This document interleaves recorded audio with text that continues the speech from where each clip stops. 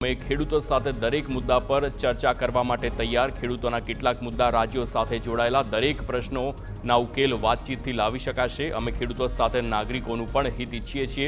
કેટલાક મુદ્દાઓ પર કમિટીની રચના કરવાની જરૂર છે. ખેડૂતોએ સમજવાની જરૂર છે, ચર્ચાથી જ પ્રશ્નો ઉકેલાશે. દિલ્હીમાં ખેડૂત આગેવાન સરવણ સિંઘનું આ નિવેદન. એમએસપી મુદ્દે સરકાર કમિટી બનાવીને અમને ભટકાવવા માગે છે. સરકાર અમારી સાથે વાતચીતથી ઉકેલ લાવવા નથી માંગતી. અમે સરકાર સાથે કોઈ ટકરાવ નહીં કરીએ, શાંતિપૂર્ણ રીતે વિરોધ કરીશું. કોંગ્રેસ એટલી જ દોષી છે જેટલી ભાજપ. કોંગ્રેસે જ નીતિ બનાવી હતી.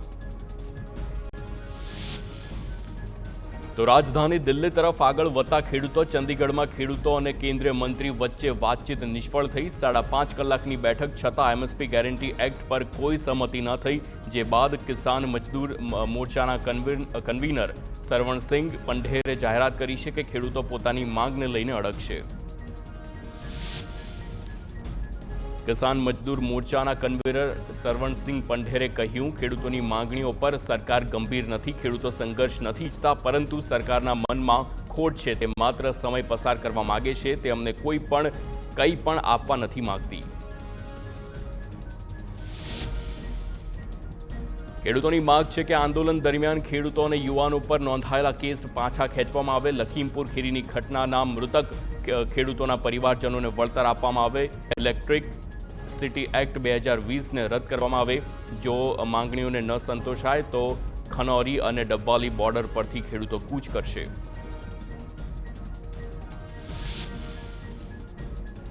ખેડૂતોને માર્ચને ધ્યાનમાં રાખીને દિલ્હીમાં 1 મહિના માટે કલમ 144 લાગુ કરવામાં આવી છે. દિલ્હીમાં ભીડ એકત્ર કરવા પર લાઉડસ્પીકર અને ટ્રેક્ટરના પ્રવેશ પર પ્રતિબંધ મૂકવામાં આવ્યો છે.